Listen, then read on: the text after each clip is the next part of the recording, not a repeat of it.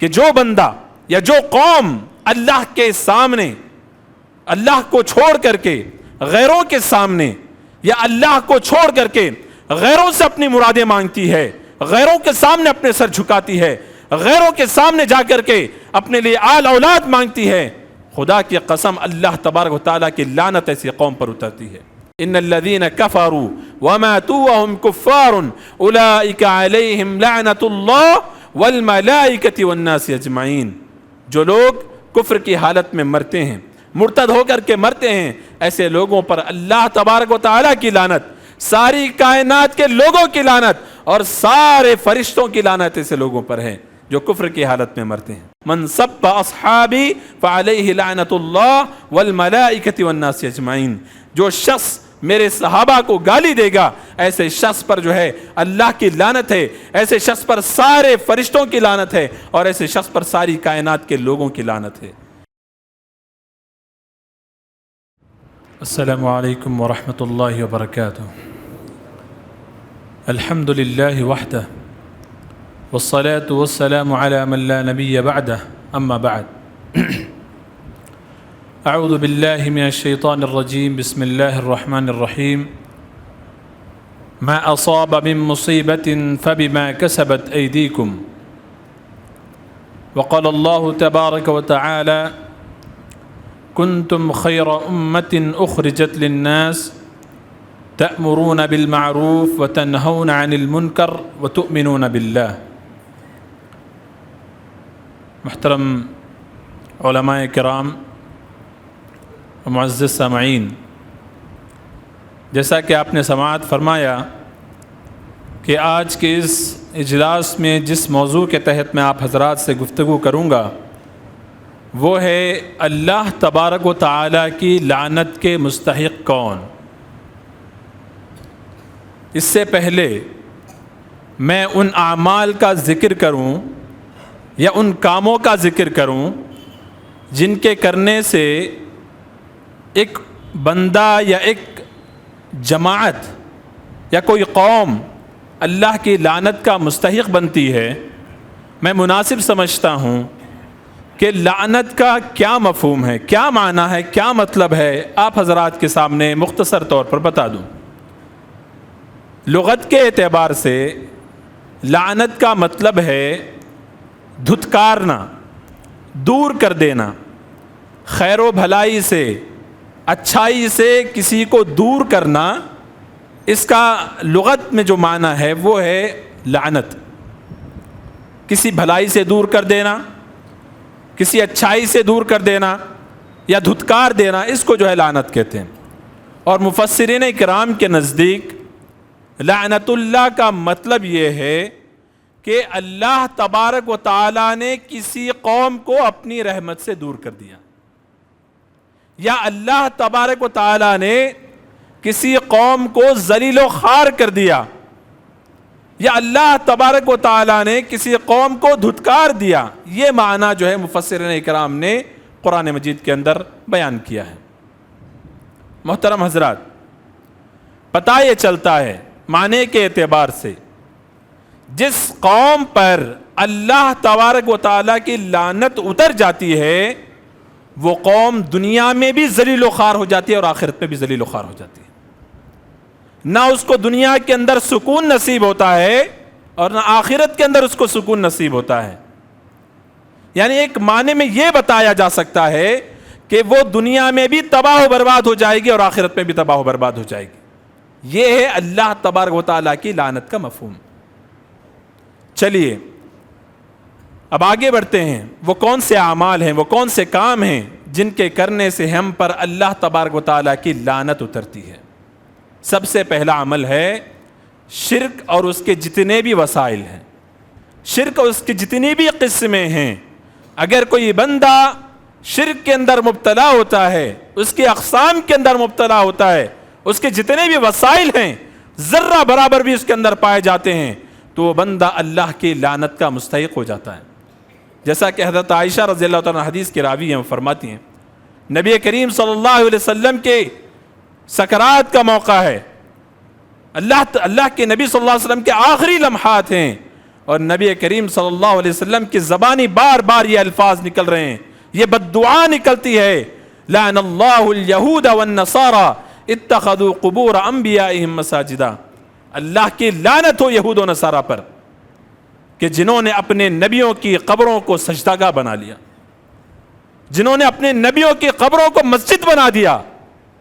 پتہ یہ چلتا ہے کہ جو بندہ یا جو قوم اللہ کے سامنے اللہ کو چھوڑ کر کے غیروں کے سامنے یا اللہ کو چھوڑ کر کے غیروں سے اپنی مرادیں مانگتی ہے، غیروں کے سامنے اپنے سر جھکاتی ہے، غیروں کے سامنے جا کر کے اپنے لیے آل اولاد مانگتی ہے، خدا کی قسم اللہ تبارک و تعالیٰ کی لعنت ایسی قوم پر اترتی ہے۔ اور آج جو پریشانیاں امت مسلمہ پر اتر رہی ہیں، جو حالات امت مسلمہ دیکھ رہی ہے، کبھی ہم لوگوں نے ایسے حالات نہیں دیکھے، ایسے حالات آج ہم لوگ دیکھ رہے ہیں۔ اس کا سب سے بڑا وجہ، سب سے بڑی سبب جو ہے اس کا یہ ہے کہ ہم پر اللہ تبارک و تعالیٰ کی لعنتیں اتر رہی ہیں، ہمارے کام ایسے ہیں جس کی وجہ سے اللہ تبارک و تعالیٰ اپنی لعنتیں ہم پر اتار رہے ہیں۔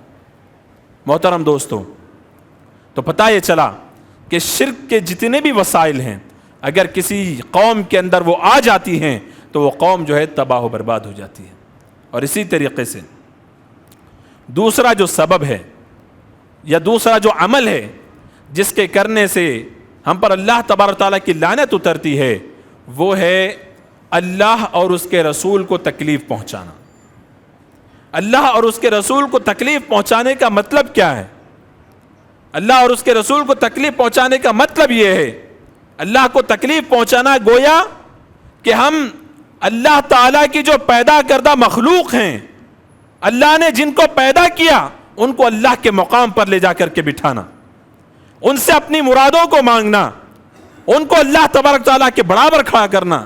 کتنی ایسی قومیں ہیں، یا ہم مسلمانوں میں کتنے ایسے لوگ ہیں جنہوں نے پتھروں کو اور شجر کو، حجر کو، ہر چیز کو اللہ کے مقام پر کھڑا کر دیا۔ گویا ایک معنی میں وہ اللہ تبارک تعالیٰ کو گالی دے رہے ہیں، ایک معنی میں وہ اللہ تعالیٰ کو چھوٹا ثابت کرنا چاہ رہے ہیں، ایک معنی میں وہ یہ کہنا چاہتے ہیں کہ اللہ تبارک و تعالیٰ یہ تیرے سے ہونے والا کام نہیں، یہ دوسرے سے ہونے والا کام ہے، نعوذ باللہ۔ تو گویا ہم اللہ تبارک و تعالیٰ کو گالی دے رہے ہیں، جس کی وجہ سے اللہ تبارک و تعالیٰ کو تکلیف پہنچتی ہے، ہم تکلیف پہنچاتے ہیں اللہ تبارک و تعالیٰ کو اور اللہ کی لعنت کے مستحق ہو جاتے ہیں۔ اور نبی کریم صلی اللہ علیہ وسلم کو تکلیف پہنچانے کا مطلب کیا ہے؟ نبی کریم صلی اللہ علیہ وسلم کو تکلیف پہنچانے کا مطلب یہ ہے کہ نبی کریم صلی اللہ علیہ وسلم نے جن احکام کو بیان کیا یا جن سنن کو ہمارے سامنے رکھا اور جس طریقے سے زندگی گزارنے کا نبی کریم صلی اللہ علیہ وسلم نے حکم دیا، ہم نے اس کو ٹھوکر مار دیا، ہم نے اس کو ٹھوکر مار دیا۔ جو طور طریقے نبی کریم صلی اللہ علیہ وسلم نے ہم کو سکھائے، جو اخلاق نبی کریم صلی اللہ علیہ وسلم نے ہم کو سکھائے، ہم نے اس کو ٹھوکر مارا۔ اور ہم کیا کرتے ہیں؟ اپنے نفس کی بات کو سنتے ہیں، ہم اپنے نفس کی بات کو سنتے ہیں، ہم ہر چیز سے آگے نبی کریم صلی اللہ علیہ وسلم کی سنت سے، اللہ کی کتاب سے آگے ہم اپنے نفس کو رکھتے ہیں اور رکھ کے کیا کرتے ہیں؟ اس پر چلنے کی کوشش کرتے ہیں۔ حدیث کہتی ہے جھوٹ مت بولو، حدیث کہتی ہے دھوکہ مت دو۔ نبی کریم صلی اللہ علیہ وسلم نے فرمایا ایک دوسرے کے ساتھ اچھا سلوک کرو۔ کئی ایسے اعمال ہیں جن کا نبی کریم صلی اللہ علیہ وسلم نے ذکر کیا، لیکن ہم کیا کرتے ہیں؟ ہم نے ان ساری سنن اور نوافل کو ٹھوکر مار دیا اور ہم وہ کرتے ہیں جو ہمارا دل کہتا ہے، ہم وہ کہتے ہیں جو ہمارا نفس کہتا ہے۔ تو محترم دوستوں، اس طریقے سے ہم اللہ اور اس کے رسول کو تکلیف پہنچاتے ہیں، جیسا کہ اللہ تبارک و تعالیٰ نے قرآن مجید کے اندر بیان فرمایا، ان الذین یؤذون اللہ ورسولہ لعنہم اللہ فی الدنیا والآخرہ۔ جو لوگ اللہ اور اس کے رسول کو تکلیف پہنچاتے ہیں، ایسے لوگوں پر دنیا میں بھی اللہ کی لعنت ہے اور آخرت میں بھی اللہ کی لعنت ہے، نعوذ باللہ۔ کیا حال ہوگا اس قوم کا، کیا حال ہوگا اس قوم کا جس پر اللہ کی لعنت ایسے برستی ہو دنیا اور آخرت کے اندر۔ محترم دوستوں، یہ دوسری بات تھی۔ اور تیسرا جو عمل ہے جس کے ذریعے سے ہم اللہ کی لعنت کے مستحق بن جائیں گے، وہ ہے واضح دلائل اور ہدایت ہونے کے باوجود چھپانا، علم کو چھپانا، حق کو چھپانا۔ مجھے پتا ہے کہ یہ بات حق ہے، لیکن میں اس لیے چھپاتا ہوں کہ کہیں میرا رشتہ دار مجھ سے رشتہ نہ توڑ لے، میں اس لیے چھپاتا ہوں کہ کہیں میرا دوست مجھ سے جو ہے دشمنی نہ کر بیٹھے، میں اس لیے چھپاتا ہوں کہ فلاں شخص ناراض ہو جائے، فلاں شخص ناراض ہو جائے، فلاں شخص ناراض ہو جائے۔ نہیں، ہمارے پاس اگر علم ہے اور ہمارے پاس اگر حق ہے تو اس کو چھپانا بہت بڑا جرم ہے، بہت بڑا جرم ہے. جیسا کہ اللہ تبارک و تعالی نے فرمایا ان الذین یکتمون ما انزلنا من البینات، وہ لوگ جو ہماری نشانیوں کو چھپاتے ہیں، ہماری واضح دلائل کو چھپاتے ہیں، ما انزلنا من البینات والہدی، اور ہدایت کو چھپاتے ہیں، من بعد ما بیناہ للناس فی الکتاب، جبکہ ہم نے ان ساری چیزوں کو قرآن مجید کے اندر واضح کر دیا ہے، واضح طور پر بتلا دیا ہے، اس کے باوجود ہم چھپاتے ہیں، کسی سے ڈر کے، کسی سے خوف کھا کر کے چھپاتے ہیں. تو اللہ تبارک تعالیٰ نے فرمایا اولئک یلعنہم اللہ ویلعنہم اللاعنون، یہ وہ لوگ ہیں جن پر اللہ بھی لعنت کرتا ہے اور لعنت کرنے والے لوگ بھی لعنت کرتے ہیں. تو پتہ یہ چلتا ہے کہ ہم کو اگر حق مل جائے، علم آ جائے کسی چیز کا، تو اس کو بیان کرنے میں کسی چیز کا خوف نہیں ہونا چاہیے.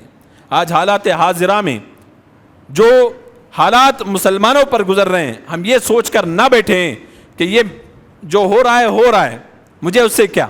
نہیں، آپ حق والے ہیں. اللہ تعالیٰ نے آپ کو قرآن جیسی نعمت عطا فرمائی ہے، نبی کریم صلی اللہ علیہ وسلم جیسی حدیث جو ہے اللہ تبارک تعالیٰ نے ہم کو عطا فرمائی ہے. تو ان کو سامنے رکھ کر کے حق کی آواز کو بلند کرنا آج کا مدعا ہے. حق کی آواز کو بلند کریں اور لوگوں کے سامنے کیا حق ہے اس کو واضح کریں.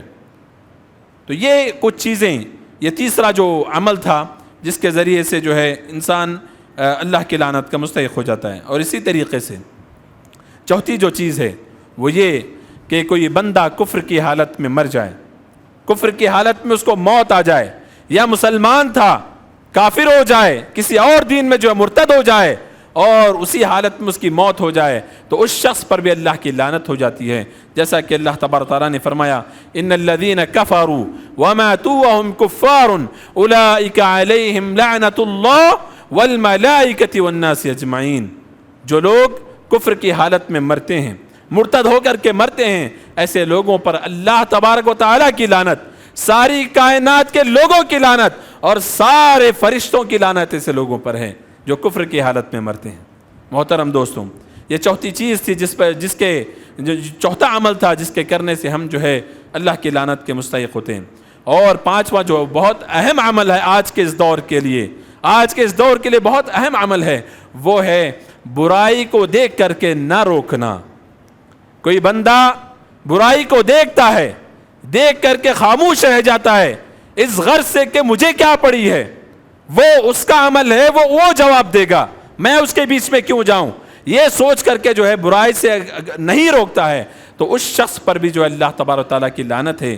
جیسا کہ اللہ تبارک و تعالیٰ نے فرمایا لعن الذین کفروا من بنی اسرائیل علی لسان داود وعیسی ابن مریم ذلک بما عصوا وکانوا یعتدون. اللہ تبارک و تعالیٰ نے فرمایا کہ داؤد علیہ السلام کی زبانی اللہ تبارک و تعالیٰ نے بنی اسرائیل پر لعنت بھیجی. کیوں؟ کانوا لا یتناہون عن منکر فعلوا، اس لیے کہ وہ لوگوں کو برا کام کرتے ہوئے دیکھ کر بھی نہیں روکتے تھے، اسی لیے اللہ تبارک تعالیٰ نے اپنی لعنت کو اتارا اس قوم پر. محترم دوستوں، میں اس تعلق سے ایک بات کو جو ہے آپ کے سامنے واضح کرنا چاہتا ہوں. جیسا کہ شروع میں نے آیت کریمہ تلاوت کی، اللہ تبارک تعالیٰ نے فرمایا ما اصاب من مصیبت فبما کسبت ایدیکم، تم پر جو بھی مصیبتیں آج اتر رہی ہیں، تم پر جو بھی پریشانی آتی ہیں، وہ تمہارے کرتوتوں کی وجہ سے آتی ہیں، تمہارے اعمال کی وجہ سے آتی ہیں. آج ہم امت مسلمہ نے جس مقصد کے لیے اللہ تبارک تعالیٰ نے ہم کو دنیا میں بھیجا تھا، اس مقصد کو ہم نے بھلا دیا ہے، اس مقصد کو ہم بھلا بیٹھے ہیں. جیسا کہ اللہ تبارک تعالیٰ نے قرآن مجید کے اندر فرمایا کنتم خیر امت اخرجت للناس، ساری کائنات کے لوگوں میں سب سے بہترین انسان ہو تم لوگ، سب سے بہترین قوم ہو تم لوگ. کیوں؟ اخرجت للناس، ساری کائنات کے لوگوں کو بھلا کرنے کے لیے تم کو برپا کیا گیا ہے، تم کو پیدا ہی اسی لیے کیا گیا ہے کہ تم ساری قوموں کے لیے بھلائی کرو، بھلائی کا کام کرو. تأمرون بالمعروف، تمہاری خصوصیت کیا ہے؟ تمہاری خصوصیت یہ ہے کہ تم لوگوں کو اچھے کاموں کا حکم دیتے ہو، اچھے کاموں کا حکم دیتے ہو. وتنہون عن المنکر، اور لوگوں کو برائی سے روکتے ہو. وتؤمنون باللہ، اور آخر میں اللہ نے کیا فرمایا اور تم اللہ کی ذات پر ایمان رکھتے ہو. مفسرین اکرام نے اس آیت میں بیان فرمایا، ایک نقطہ بیان کیا ہے کہ ایمان اللہ تعالیٰ نے بعد میں لایا، ایمان وتؤمنون باللہ بعد میں لایا، اور اس سے پہلے اللہ تبارک تعالیٰ نے بھلائی کا حکم دینے اور برائی سے روکنے کے کام کو مقدم کیا۔ اس لیے کیونکہ اس کام کی اتنی اہمیت ہے کہ اللہ تبارک تعالیٰ نے اس کام کی اہمیت کو بتانے کے لیے اپنے لیے جو ایمان ہے، جو جس کے بغیر کوئی مسلمان نہیں ہو سکتا، اس کو اللہ تبارک تعالیٰ نے بعد میں لایا اس چیز کی اہمیت کو بیان کرنے کے لیے۔ محترم دوستوں، میں ایک مثال کے ذریعے سے آپ کو واضح کرنا چاہتا ہوں کہ ہمارا مقصد کیا تھا اور ہم کیسے اس مقصد کو بھول گئے، اور بھولنے کی وجہ سے کیا ہمارا انجام ہوگا۔ میں ایک مثال کے ذریعے سے ہمیشہ یہ سمجھانے کی کوشش کرتا ہوں۔ ایک سائنسدان ہے، وہ جب کسی بھی چیز کو ایجاد کرتا ہے، بناتا ہے، کوئی بھی سائنسدان کسی بھی چیز کو بناتا ہے تو اس کے پیچھے ایک مقصد ہوتا ہے۔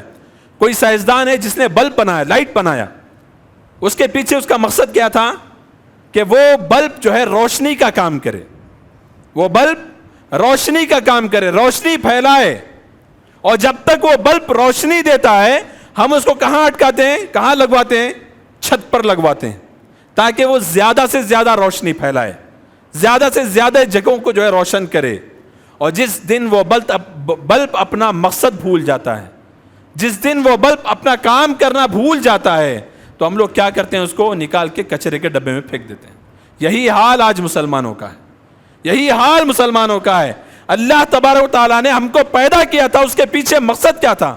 اللہ ہمارا سائنسدان ہے، اللہ نے ہم کو پیدا کیا، اس کے پیچھے مقصد کیا تھا کہ ہم دعوتی کام کو کریں، لوگوں تک اسلام کی دعوت کو پہنچائیں، لوگوں تک جو ہمارے نبی کریم صلی اللہ علیہ وسلم کے اخلاق ہیں ان اخلاق کو پہنچائیں۔ یہ ہمارا کام تھا، یہ ہمارا مقصد تھا، ہم کو اسی لیے پیدا کیا گیا تھا۔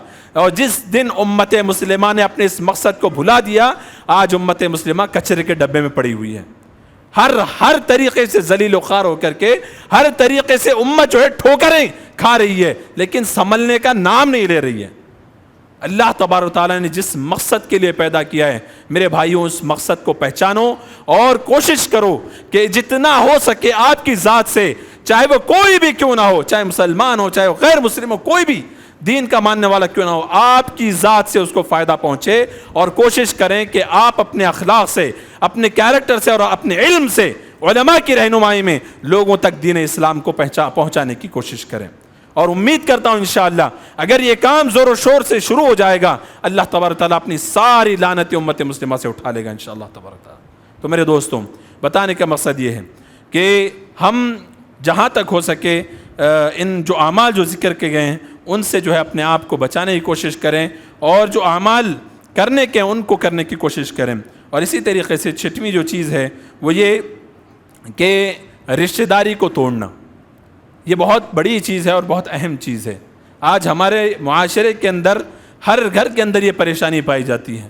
ہم ذرا سی بات پر جو ہے اپنے بھائیوں سے رشتے توڑ لیتے ہیں، اپنے بہنوں سے رشتے توڑ لیتے ہیں، اپنے سگے لوگوں سے جو رشتے توڑ لیتے ہیں۔ نبی کریم صلی اللہ علیہ وسلم نے فرمایا کہ رشتہ داری خود بد دعا کرتی ہے، رشتہ داری خود بد دعا کرتے ہے اس شخص کے لیے جو رشتہ داری کو توڑتا ہے۔ کیا کہتی ہے رشتہ داری؟ اللہ تبارک تعالیٰ کے سامنے بد دعا کرتی ہے کہ اے پروردگار، جس نے مجھے توڑا تو اس کو توڑ دے، اور جس نے مجھے جوڑا تو اس کو جوڑ دے۔ اور اللہ تبارک تعالیٰ نے قرآن مجید کے اندر فرمایا والذین ينقضون عہد اللہ من بعد میثاقہ ویقطعون ما امر اللہ به ان یوصل ویفسدون فی الارض اولئک لهم اللعنۃ ولهم سوء الدار۔ اللہ تعالیٰ نے جن رشتوں کو جوڑنے کا تم کو حکم دیا، تم ان رشتوں کو جب توڑنا شروع کرو گے تو اللہ تبارک تعالیٰ نے فرمایا اولئک لهم اللعنۃ ولهم سوء الدار، تو ایسے لوگوں پر اللہ کی لعنت ہے اور ایسے لوگوں کا ٹھکانہ خطرناک اللہ تبارک تعالیٰ نے تیار کر کے رکھا ہے۔ تو میرے دوستوں، پتہ یہ چلتا ہے کہ رشتہ داری کو جوڑنا بھی ایک بہت اہم عمل ہے، اگر ہم توڑتے ہیں تو ہم اللہ کی لعنت کے مستحق ہو جاتے ہیں۔ اور اسی طریقے سے صحابہ کرام کو گالی دینا، صحابہ کرام کو گالی دینا، ہر ایک عام آدمی یہ سوال کر سکتا ہے کیسے کوئی بندہ صحابہ کرام کو گالی دے سکتا ہے۔ ہم میں سے بہت سارے نوجوان ایسے ہیں جو اپنے علم کا جو مرجع ہے گوگل کو بنائے ہوئے، گوگل سے ہر قسم کا علم جو ہے وہ گوگل سے حاصل کرنے کی کوشش کرتے ہیں۔ اور گوگل ایک ایسی دنیا ہے جس کے اندر 80% جو علم بسا دیا گیا ہے، جو مواد ڈال دیا گیا وہ شیعہ کا ہے، وہ شیعہ کا مواد ہے، اور اس سے جب وہ علم حاصل کرتا ہے نوجوان تو جانے انجانے میں اس کی زبان سے ایسے الفاظ صحابہ کرام کو، حضرت معاویہ رضی اللہ تعالیٰ عنہ کے حق میں گستاخی کرنا، ایسے مختلف صحابہ کے تعلق سے جو وہ برا بھلا کہنا شروع کر دیتے ہیں. تو صحابہ کرام کو گالی دینا بھی جو ہے نا ایک بہت بڑا جرم ہے، جس کے تعلق سے اللہ کے نبی صلی اللہ علیہ وسلم نے فرمایا من سب اصحابی فعلیہ لعنت اللہ والملائکۃ والناس اجمعین، جو شخص میرے صحابہ کو گالی دے گا ایسے شخص پر جو ہے اللہ کی لعنت ہے، ایسے شخص پر سارے فرشتوں کی لعنت ہے، اور ایسے شخص پر ساری کائنات کے لوگوں کی لعنت ہے. تو پتہ یہ چلتا ہے کہ جانے انجانے میں اگر کوئی بندہ صحابہ کرام کو گالی دیتا ہے نعوذ باللہ، وہ اللہ کی لعنت کا مستحق ہو جاتا ہے. اور اسی طریقے سے آخری جو چیز ہے وہ یہ کہ کوئی بندہ اگر اپنے والدین پر لعنت کرے گا تو ایسے شخص پر بھی اللہ کی لعنت ہوگی، ایسے شخص پر بھی اللہ کی لعنت ہوگی. ماں باپ کو برا بھلا کہنا، ماں باپ کو تکلیف پہنچانا، ماں باپ پر جو ہے نا تانے کسنا، گالیاں کسنا، اور مختلف قسم کی جو ہے تکالیف ان کو پہنچانا، یہ ایسا شخص بھی جو ہے اللہ کی لعنت کا مستحق ہو جاتا ہے. جیسا کہ اللہ کے نبی صلی اللہ علیہ وسلم نے فرمایا لعن اللہ من لعن والدی، اللہ کی لعنت ہو اس شخص پر جس شخص نے اپنے والدین پر لعنت بھیجی یا اپنے والدین کو برا بھلا کہا. اور اسی طریقے سے ایک اور حدیث کے اندر اللہ کے نبی صلی اللہ علیہ وسلم نے فرمایا ان من اکبر الکبائر ان یلعن الرجل والدی، کہ کبیرہ گناہوں میں سے گناہ یہ بھی ہے کہ بندہ اپنے ماں باپ پر لعن طعن کرے، اپنے ماں باپ کو برا بھلا کہیں. صحابہ کرام نے سوال کیا نبی کریم صلی اللہ علیہ وسلم سے کہ ایک بندہ کیسے اپنے والدین کو لعن طعن کر سکتا ہے، کیسے اپنے والدین کو گالی دے سکتا ہے؟ تو اللہ کے نبی صلی اللہ علیہ وسلم نے فرمایا کہ جو بندہ کسی دوسرے کے ماں باپ کو گالی دیتا ہے، جو بندہ کسی دوسرے کے ماں باپ پر لعن طعن کرتا ہے، کسی دوسرے کے ماں باپ کو برا بھلا کہتا ہے، تو گویا اس نے اپنے ماں باپ کو برا بھلا کہا، جس نے اپنے ماں باپ کو لعن طعن کیا. ہم میں سے کتنے ایسے نوجوان ہیں جو مذاق میں ماں باپ کی گالی دیتے ہیں، جو مذاق میں اپنے دوستوں کو جو ہے ماں باپ کے گالیوں سے جو ہے پکارتے ہیں، یا جو ہے جب ہمارا جھگڑا ہو جاتا ہے چھوٹی چھوٹی باتوں پر جو ہے ہم اپنے ماں باپ پر جو ہے نا تان و تشنیع کا جو ہے شکار کرتے ہیں اپنے ماں باپ کو. تو میرے دوستوں، یہ اعمال ایسے ہیں جن کے کرنے سے ہم اللہ کی لعنت کے مستحق ہو جائیں گے. اور جو قوم اللہ کی لعنت جس قوم پر اترتی ہے، یقین مانیے نہ دنیا میں وہ قوم کامیاب ہو سکتی ہے نہ آخرت میں کامیاب ہو سکتی ہے. تو آج جو حالات ہم پر گزر رہے ہیں میرے دوستوں، میں آپ تمام حضرات سے یہ درخواست کرنا چاہوں گا کہ سب سے پہلے دعاؤں کا اہتمام کیجئے، زیادہ سے زیادہ کثرت سے تہجد کا اور دعاؤں کا اہتمام کیجئے. اللہ کے دربار میں گڑ گڑا کر کے دعا کیجئے کہ اللہ تعالیٰ صحیح معنوں میں ہم کو صحیح راستہ بتلا، ہدایت کا راستہ بتلا، جس پہ چل کر کے ہماری یہ ساری پریشانی اللہ تبارک تعالیٰ دور فرما سکے. یہ دعا کریں، اور اس کے بعد جو چیزیں اس درس کے اندر بتائی گئی ہیں ان چیزوں کو اپنی زندگی سے نکالنے کی کوشش کریں، اور ایک اچھا سچا پکا مسلمان بننے کی کوشش کریں، تاکہ جو پریشانیاں آج امت مسلمہ پر اتر رہی ہیں اللہ تبارک تعالیٰ اپنے فضل و کرم سے ان ساری چیزوں کو دور کر دے. الہ العالمین دعا کرتا ہوں کہ اللہ تبارک تعالیٰ ہم تمام کو کہنے سننے سے زیادہ عمل کی توفیق عطا فرمائے. جو حالات آج امت مسلمہ پر گزر رہے ہیں اللہ تعالیٰ ان حالات کو اپنے فضل و کرم سے دور فرمائے. جو لوگ شر پسند ہیں، جو لوگ امت مسلمہ کو ذلیل و خوار کرنا چاہتے ہیں، امت مسلمہ پر ظلم و ستم کے پہاڑ توڑنا چاہتے ہیں، یا تو پروردگار ان کو ہدایت کا راستہ دکھلا دے یا ان کو ذلیل و خوار کر کے جو ہے واپس لوٹا دے. اللہ تبارک تعالیٰ ہم میں سے جو مظلوم ہیں اللہ تعالیٰ ان کی مدد فرمائے، جو بیمار ہیں اللہ تعالیٰ ان کو شفاء کاملہ عاجلہ عطا فرمائے، جو قرض میں مبتلا ہیں اللہ تعالیٰ ان کے قرضوں کو اپنے فضل و کرم سے دور فرمائے. اللہ تبارک و تعالیٰ ہم تمام کی جائز تمناؤں کو پورا فرمائے. آمین. اقول قولی ھذا واستغفر اللہ لی ولکم ولسائر المسلمین من کل ذنب واستغفروہ انہ هو الغفور الرحیم. فجزاکم اللہ خیرا.